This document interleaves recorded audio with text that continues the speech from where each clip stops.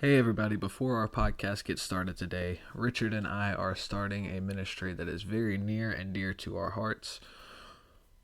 We are collecting shoes and jackets and blankets and tents and anything that would keep somebody warm during the winter to give to homeless people in New Orleans. We are collecting them from our churches, from people that we know, and from you guys. So if you would like to be involved with this, please get in contact with us by emailing us at insideoutministrypodcast@gmail.com or messaging us on our Facebook page, Inside Out Ministry. Thank you for all of the support you have given us so far, and we hope that you enjoy today's podcast. Hey guys, and welcome back to Inside Out Ministry. This is our 5th episode. Yeah. And we have a special guest today. His name is Mitchell Hunter. Mitchell is a technology kind of guy in the ministry. He does videos. He does a lot of editing, video editing, and things like that. We're really glad you're here with us today, Mitchell. Thank you for having me, guys.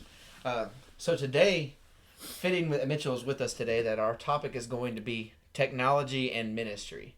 How we can use technology to better our ministry, and also how technology can affect our ministry too. So, So, Mitchell, how about you share an experience that maybe you've had with technology and ministry? So, just last night, this children's ministry was doing Operation Christmas Child. They had toys and stuff like that, and they were filling the shoe boxes and all that, and they wanted to have a DVD played over the monitors and stuff like that. And I didn't know until afterwards, but they have never played a DVD in that that room before. They had a DVD player, but they never played one before. So the guy that was showing me how they usually do it, which apparently has never been done before. I went in, I put the disc on, and then nothing came up. So I was switching everything, I was trying to get the right component and everything, and it didn't even work. And so the people up there all right, we're gonna watch a video.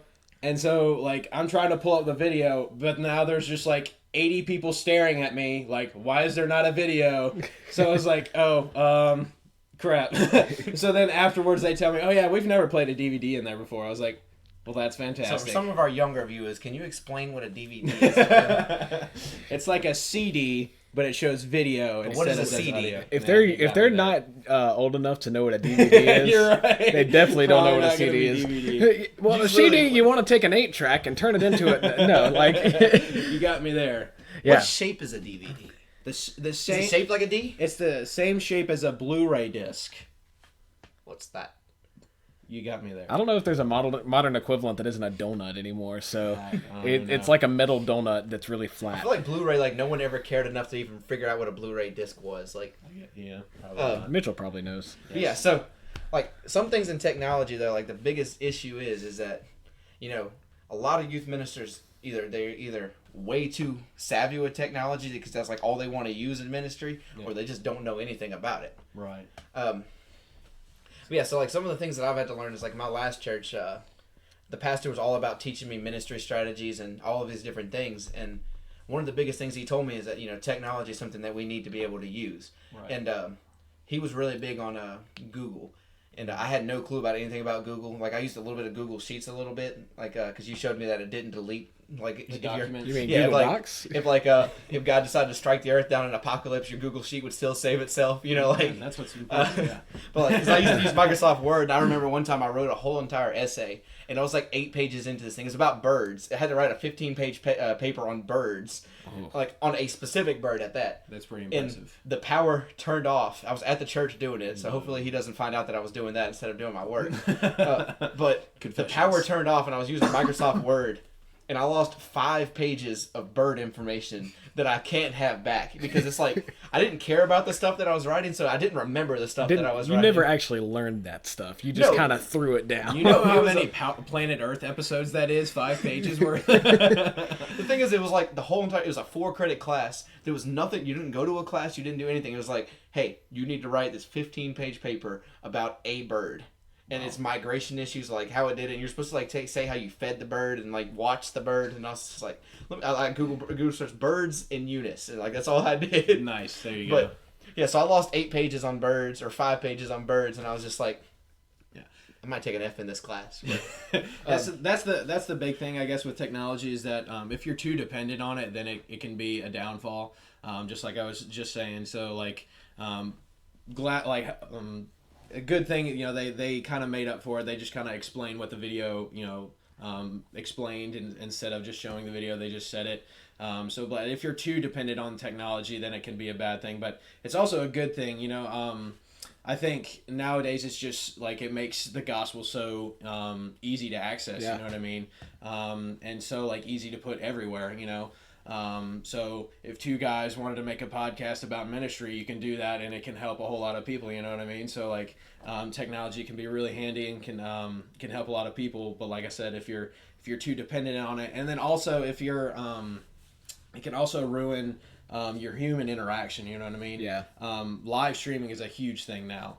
And I know like Matt Chandler's church does live streaming, and every service that they do, they have an intro with Matt Chandler explaining, look, this does not replace church. You know what I mean?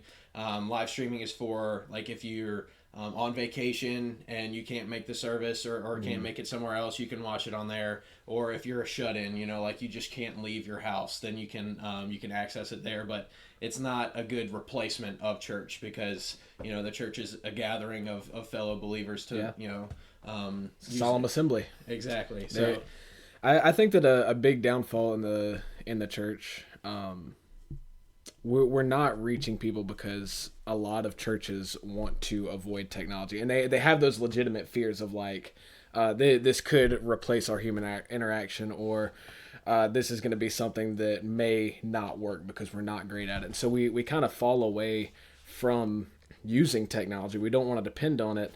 And whenever we're talking about reaching people, we're in a modern world where people are always engaged with technology. Right. You have the internet in your pocket. You have everything that you need right there in your hand. And so being able to reach people for that amount of time and being able to reach people through that method is very important. And I think that or a lot of churches, not everybody, but a lot of churches are missing out these massive opportunities to reach people because they're scared of those things. Right. And even something simple like the Bible app to me is like, it's the number one way that I stay connected to God at this point. And so many people, they look at that and they're like, how can you read God's holy word on a screen?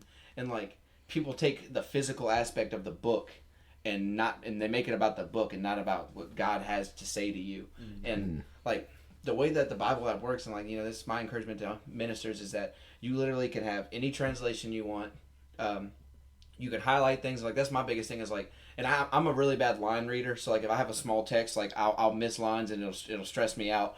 And like I struggle with that. Like on the Bible app, you can zoom in, zoom out, and you can have it all at your fingertips. You can write notes and stuff like that. And you never run out of room for notes. Like in a book, in a Bible book, you can write one note about each Bible verse and you're out of space. Right. But there's just so much things, and like we. Like my youth group, what we're doing right now is that we have a group devotion that we do through the thing is you invite people, and like it shows you when they do it so you can hold each other accountable. And like so many churches would be like, what happened to the good old fashioned days where you just sat down and you did these Bible studies together? And I'm like, this is more of a benefit to a quiet time and developing a quiet time. And as youth pastors, we always emphasize to our kids like it's important to have that quiet time, and like we don't actually know if they're doing that. But like through an app like this, we're able to hold each other accountable. Like even if I was to miss a day, like I purposely missed one time to see what the kids would say, and they held me accountable for it, and it was awesome. Yeah, do what you're doing. Right? Yeah, they're like, "Come on, you're the youth pastor. You should be doing this." But like that's the biggest thing is like technology gives us this expansive way of learning about God. Like let's be honest. Like when the Old Testament come around and the Old Testament was written, do you think Paul had a book that he carried around of the Old Testament? No, they wrote it on like stone tablets and stuff like that. Scrolls. Yeah, scrolls and tablets and stuff like that. And like, it wasn't this like collective book that they held on to. Like when they found out, like when they went from stone tablets to paper scrolls, there wasn't this transition that says, this is wrong. We don't want to have it on this. Right. And like sometimes we struggle with that in the church now. It's like we'd rather have it's only of God if it's on paper and not on a screen. Right. I think one of the downfalls, I guess, though, too, is I think Daniel kind of mentioned it, that if you're so dependent on it, then it kind of makes you lazy in the fact that like, since you have your Bible in your pocket at all times, you don't have to memorize it as much. So it's like, I don't have to remember, because I can just pull it out and find it. You know what I mean? Yeah. But it also, like you say, it can help get you deeper into it. You know what I mean? So it's a good thing to have it. It can also be bad. you know. But there's so many also just like ministerial tools, like outside of just the Bible app. Like you have Logos software, and if you get Logos, I mean, you have every commentary that you need right there, and it helps with your lesson preparation. It helps in personal study. It helps in a lot of different things to have something like that readily available, and really it ends up saving you a lot of money in the long run doing that as well. And every so often, every 6 months, Logos does they'll give you the basic package for free. Yeah. And you have to catch it on that, and it's free forever. Like, you get to keep it. It's the basic package, but like, it's just, so keep that in there. It's in the back pocket. You can always be checking on that and find out when it's free. Absolutely. Another thing that I use, like the church that I'm at now, I help out with the youth ministry a lot. Me and my wife do. So we help out a lot, and he does series. You know what I mean? Like, he goes through like on the iPhone, like Hey Siri. no, like a series of of sermons. And so one of them we did last Christmas was spiritual gifts, because it's Christmas and we were talking about gifts. So it was clever. So we made a video series just as a not to entertain, but to kind of catch the attention of the kids. You know what I mean? And kind of it's a different way of showing them, to kind of help them to remember. You know what I mean? So we got a few of the youth together, and that was just another opportunity to fellowship and another opportunity to hang out. And then we talked about how we can use it to glorify God and stuff like that. And he's got more series coming up, and we're going to do more series, and it's going to be about, like being bold and sharing your faith and stuff like that. And so we have ideas, and we've talked about how to make videos that will, get them to remember and get, inspire them to share the gospel and stuff like that. So, that's just another way that you can use technology to help further the kingdom. The video ministry is very, very underrated, because there's not a lot of people that do that. Right. So not a lot of churches get that access, but like it's a very, very beneficial thing to have, and like, your church is blessed to have you in that aspect. That's the only reason they're blessed to have you. Oh, thank you. Well, I think about even with films, you know what I mean? Like Courageous and War Room and Fireproof, like those things have been huge. And like things like God's Not Dead, those have been monumental in because entertainment's just where it is nowadays. It's just not, there's like a sex scene in every movie and stuff like that. So there's just it can fill believers with bad thoughts, or just put their their minds in a bad place. And so having an opportunity to share, to have like Christian versions of that, I guess, to where they can be entertained and they can have fun, but not sacrifice their values and their morals to go watch a movie that might pervert their minds. You know what I mean? So that's it's just another big thing to use to grow. Yeah, I used to not like. You probably remember this. I did not enjoy Christian movies at all, because they were all just so dang cheesy, man. Yeah. I mean, and I mean, like, I don't think there's anything wrong with cheesy. Like, there's always great messages coming with it. I love cheese. But kind of what I think is happening here. I think about like the early stages of like Christian rap. Yeah. And everything was just terrible. My gosh, it was like the theology was good. Yeah. But it was just so cheesy. Catchy, yeah. It was not good. And then guys like Lecrae came along, guys like Mineo came along, and they kind of started turning it into a more sound production, a better production. I think that we're beginning to see the Christian film industry transition into like more sound things, where it's going to be more effective and going to be maybe a little bit less cheesy than it currently is. I think and I've done a lot of thinking about it, because like I like that. That's what I've wanted to do for a long time, and I still have ideas that I'm pursuing and stuff like that. I think a lot of times when they want to make films like that, when Christians try to make Christian movies, they have this idea of this one moment at the end of the movie where everyone's getting saved and everyone's crying, you know, like the end of youth camp kind of thing. Oh, yeah. You know what I mean? So like they're trying to get to that moment, and so they sacrifice story and they sacrifice characters just to get to that one moment where everyone's crying and getting saved and everything, and nobody connects with that. You know what I mean? And then I had a guy mention the fact that, you know, like especially in movies like God's Not Dead, there was a, you know, they have the Christian student and the atheist professor and stuff like that, and they make the Christian like seem so perfect. You know what I mean? Like he could do no wrong, which is a big no-no in story. You know, like you never make a perfect character. There's only one perfect character, and that's Jesus. You know what I mean? And so they make that Christian look like he could do no wrong, and all these bad things are just happening to him. And this atheist professor is like the devil. Like he just hates everything, hates you know, all these people. He's just a terrible person all around. You know what I mean? And that could put a bad mindset in other believers watching it. You know, like you think, okay, we're just perfect, and then atheists are just these terrible, horrible people that, you know, are always just mean, you know what I mean? And that's just not how it is, you know? So, like, I guess that's another way that it can be a downfall in a sense, that you can use it as a, you know, to broadcast bad things, you know what I mean? So, It's certainly, like, the idea of technology, it puts our lives on display. And the world already looks at Christians as people who, like, they want to find fault in us, and that's something biblical that we see that is going to happen to us. They're looking for fault in us the same way they kept looking for fault in Jesus over and over and over again. And whenever our lives are on display like that, we're open to things. You know, like you hear things in the news about like all of these things happening to famous Christians. Like y'all seen that recent thing about John Christ that just came out, and it's like people are jumping on him, people are attacking him, you know. Clayton Jennings, especially like just any kind of Christian authority figure in culture is always going to be jumped on. Perry Noble, when things happen to them, they start getting attacked, and it's because, you know, 100 years ago they might have heard about this, or they might not have heard about this happening for somebody, but now it's like our lives are on display, and I think that can be good for us.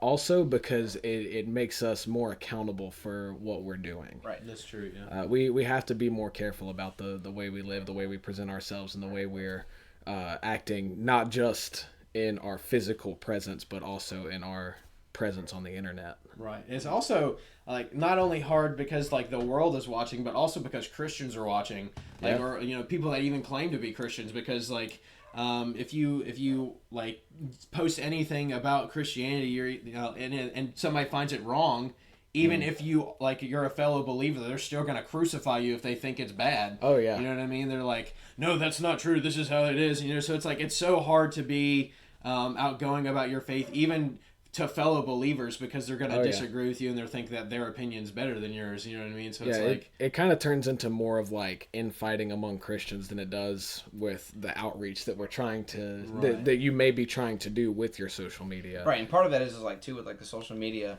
like the way you present yourself on social media at every single point, that's all people are ever going to remember. So like even like if you look like the Kanye West situation that's going on right now, like this guy gave his life to Christ and like he's backing it up, solid evidence of it. But people are like, you know, well, this is what you've done on social media in your life, and like this is who you're married to, this is all of this stuff, and like we're forgetting that the church is supposed to surround people when they give their lives to Christ. But when there's such a social presence of bad around someone's name, they don't necessarily let it click in their brain, and it's kind of disappointing. But like, it's like this is literally the gospel being played out and moving in someone's life, and we're not backing it it's up. literally like, it's literally the story of the prodigal son. The parable of the prodigal son is happening, and we're being the second brother right now. And like that's but like, so what are some ways that you feel like, because like the thing is like we always encourage our youth to use technology to benefit them spiritually, but at the same time, like for example, like in church, you know, it's really hard for me as a youth pastor to let them use their phones as Bibles,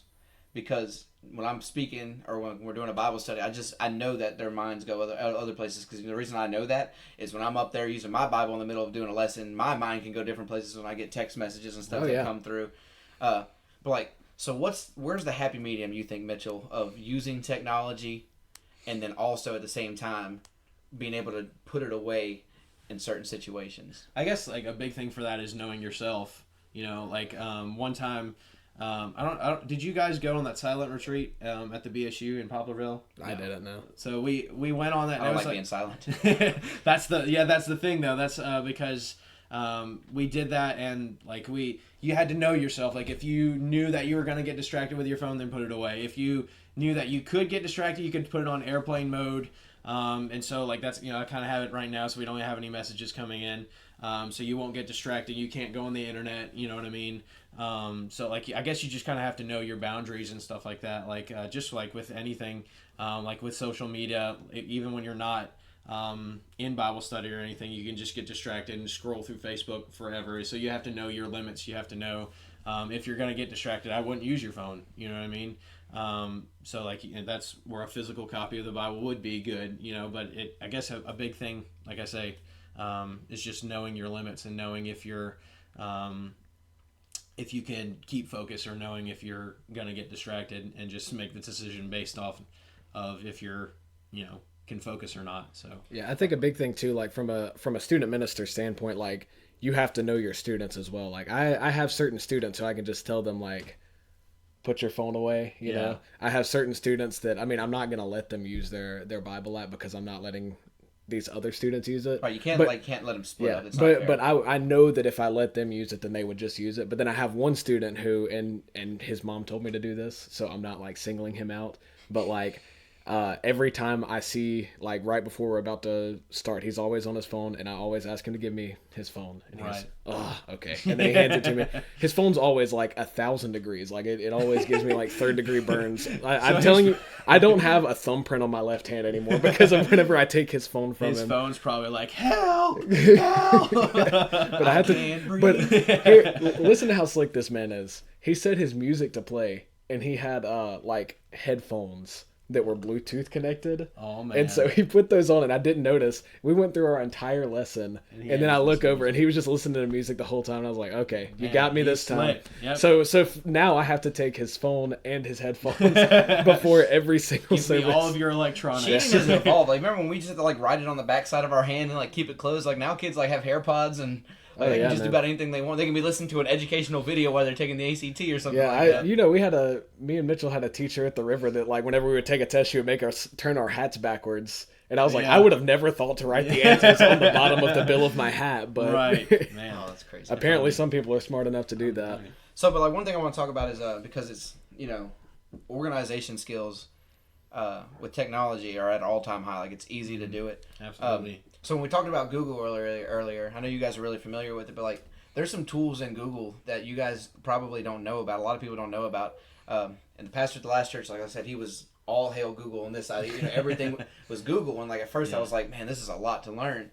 But like even like when we were doing DNOW registration, there's something called Google Forms where you can literally set up a form with like links like yes, no, a waiver form with a check box, all of these different things. You can even do polls through it, and like it brings up percentage charts and stuff like that. Like we used to do when we do sermons, like sometimes we'd want viewer feedback, so we'd send out a link to this thing, and they literally just go on there and click the box yes or no, like multiple choice.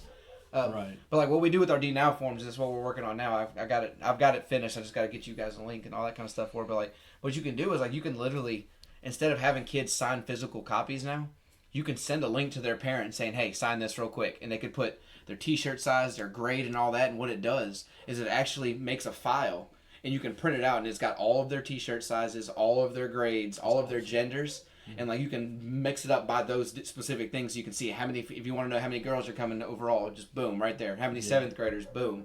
And it's a very underrated thing because people don't know about it. Yeah. And then like Google Keep. People don't really know a lot about Google Keep, and Google Keep it's like a notepad, but you can lock it. And like so people can't see it. So like what I used to do is like anytime I made a password for something, it would get put into my Google Keep. Or if I had like documents that I wanted to save, like instead of just having them deep in my phone, like Google Keep was that ability to be able to do that. Yeah. And like so there's a lot of small things like so I would encourage you guys, like everyone listening, is that if you're looking for some convenience and organization, just open Google and click that little thing in the top right corner that has the little bars that come down, because there's hundreds of different things you can use there. Not hundreds. Google ain't that great yet. Yeah, it's getting there. It's pretty good, yeah. But yeah, there's a lot of different organization structures inside of Google, and Microsoft Word isn't that bad anymore. They've gotten a lot better. I prefer PowerPoint over Google Slides, because Google Slides is just kind of hard to place things in there and stuff like that. But Gotcha. but the Excel's better than the Google Excel too. I don't really remember what it's called. It's Right. Sheets maybe, I think, or something like Something that. like that. But yeah, it's like there's so many like small things in technology that a lot of people don't really think about. Like in youth ministers, like we have to be strategic with the stuff that we have. Like, we have so many opportunities to do certain things, but the reason that we don't do a lot of the things that God really is putting on our hearts is because we feel like we don't have the ability to do them. Right. And technology is there to take some of that burden off. Mm-hmm. It makes it a lot easier when you don't have to like actually hand write out a waiver form for your kids to go to Saves a lot of camps time. and stuff like that. Mm-hmm. There's also apps. Like I have an app. I think it's like Echo Prayer app or something like that. And it's so pretty much it's like an app where you can like type in your prayer requests and stuff like that, so you can remember it, because like I know like at you guys as student ministers, like everybody's coming up to you, hey, can you pray for this? Hey, can you pray for that? And so like it kind of helps you keep that organized, and then it has like a thing where you can like check it off if it's been answered, or like how it was answered and stuff like that. So like that's just another cool thing, like you were saying, to keep organized. And help you to focus on things and stuff like that. So I mean, there's plenty of apps of like, even like you said, the Bible app. There's another. You guys have you ever heard of the Bible Project? Yeah. They put out videos. They're a huge resource. If anybody's ever in need, like they've been over every book of the Bible, and they break down the context and what's happening and what it means and stuff like that. So that's really helpful. And they have an app out called Read Scripture. And it's pretty much they line out every book of the Bible and everything, and it's a reading plan essentially, and it has all of their videos for each book to explain the context, like I was just saying, and so like that's another great resource for if you're wanting to read the Bible, if you're wanting to get more in the Word but you don't quite understand. That's just another benefit of like if you have a physical copy. I know you have study Bibles.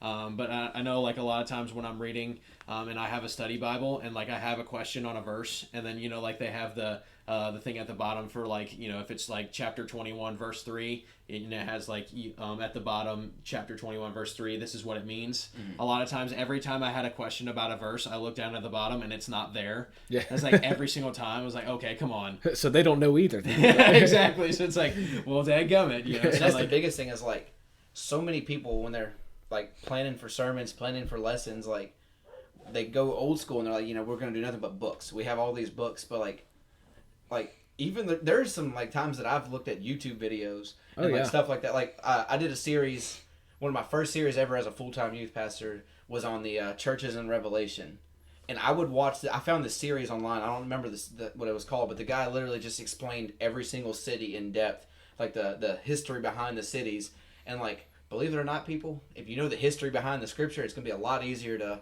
get the spiritual implications out of it, because you know exactly why he's saying it, what's being said here. Who they're saying it to. Yeah, right, in the crowd, like the who, what, when, where factor. Yeah. But like, if people stay so stubborn to be like, I'm not going to use the internet to help me do anything sermon-wise, they're going to miss out on a whole entire there's some things you need to be careful with, because there's some cuckoos out there. Yeah. But... Well, that's where you use your own discernment. Right. Yeah. But there's certainly some great things out there. Like whenever you listen to other people preaching on a passage that you're preaching on, you're getting different perspective that you might not understand. Right. They might understand things from a different perspective. They might have an illustration that makes things work for you to give you better understanding of certain things. And so that's a huge deal in and of itself. I used to feel so bad, like if I would listen to someone preach on the same passage as me, if I use something for their thing, and then I realized, I think it might have been you that told me that it was like, it's not plagiarism because like 9 times out of 10, the thing that they're saying they've gotten from somebody else too. Right. And like I always felt like it's like, well, God's supposed to be speaking through me, and like it's supposed to come off of my brain, stuff like that. But well, you can also quote, what I mean? Yeah. Like, if I learned something from Daniel, I'm going to say, Daniel taught me this, you know what I mean? Or if I got something from this, I'll say, I learned this from this, you know what I mean? Instead of, like, saying, I came up with this, you know what I mean? Like, because you want to be careful with plagiarism and stuff like that, because I know there's probably people that copy and paste, and, like, say that it was me.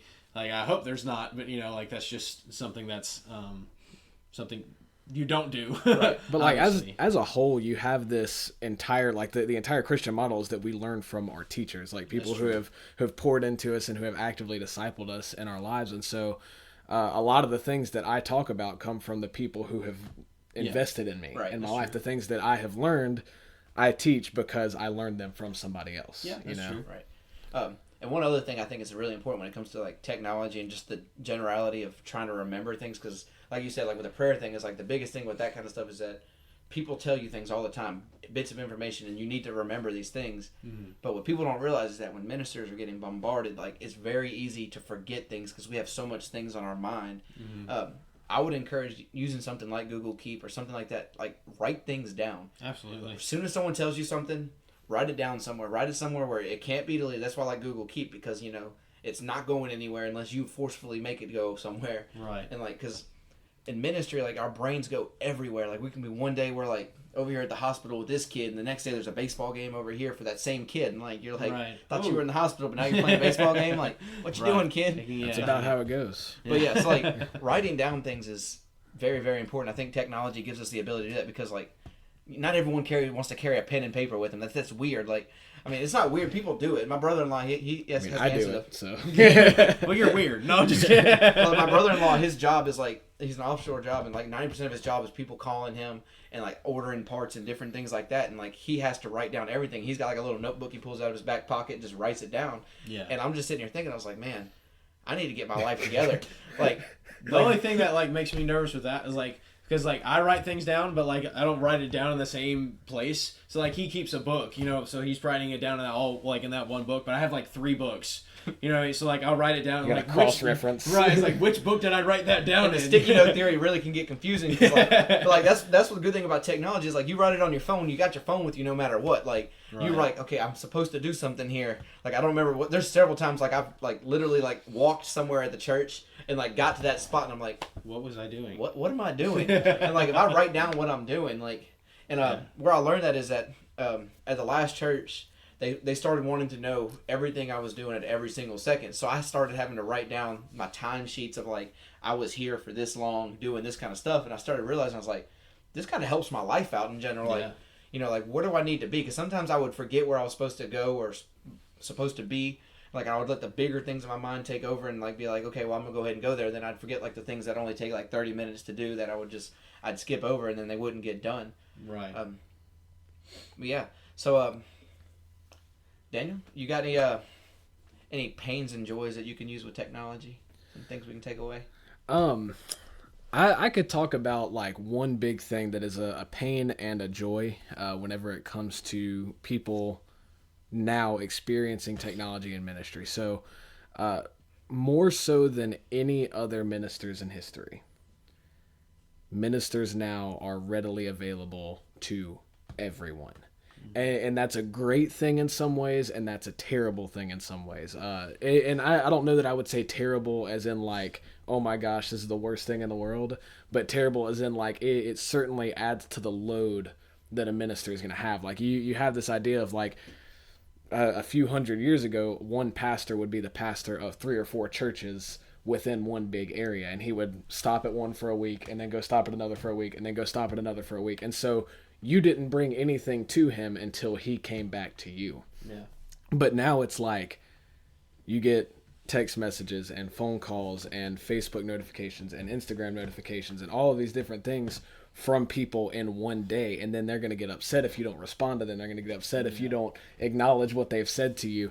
And it's a great thing to be able to be so engaged with them, because that makes discipleship a 24/7 thing. Right. You're always going to have information kind of coming into you. You know what's happening with your congregants. You know what's happening with your students, and you're able to pray for them more effectively. You're able to disciple them more effectively. But it certainly adds a level of workload to where you can't rest.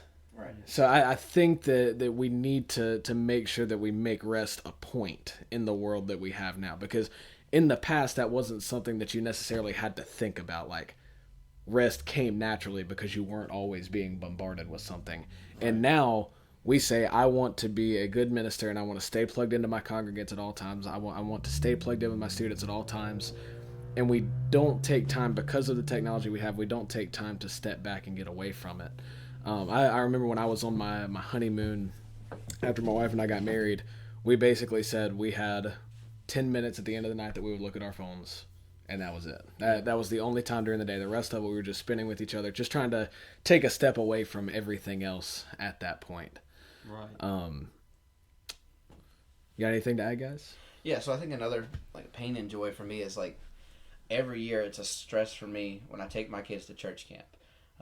When I was in youth, my youth pastor made us keep our phones at the church, so we would be miles and miles away from our phones, and you would deal with some. I can't imagine the stress that he would deal with from parents. Like, how am I supposed to get in touch with my kid? Like they can't call the adults or something like that. And like I'm not gonna be that radical with it. But I've always struggled. It's like, I want the kids, when they're at these camps, when they're doing anything spiritual, I want them to be engaged. And the way church camps are now is they're so intertwined with like, hey, post this on Instagram, post this here, use your phone. And then my kids are like, well, we're not allowed to have our phones. And it gets them upset. But at the same time, I know kids, and like it's like their investment's going to be whatever entertains them at the time. And like if they're in the middle of the Bible, especially the Bible studies, because some of those, like when you're really tired, they can get kind of boring to the kids' minds, and it's easy for them to whip out their phones. But like I've always had that struggle because I make the kids sit in the room, like keep their phones in the room, and they can only use them during free time and when they're not doing anything. But the generality of having their phones in every aspect is like it bothers me because I want to find ways to intertwine that with spiritual application, but at the same time I don't want them to get overwhelmed with that, because like I've seen several times like where camps are on fire. I went to with the church camp one time. I went with it was a clear camp. It was pretty cool. Everyone was spiritually just blew me, and it was awesome. And then somebody had their phone and they looked on Facebook and saw that someone did something really stupid or something like that, and it made everybody in the group mad. And like the whole entire week is like basically just wiped out because everybody's anger just like was like raging.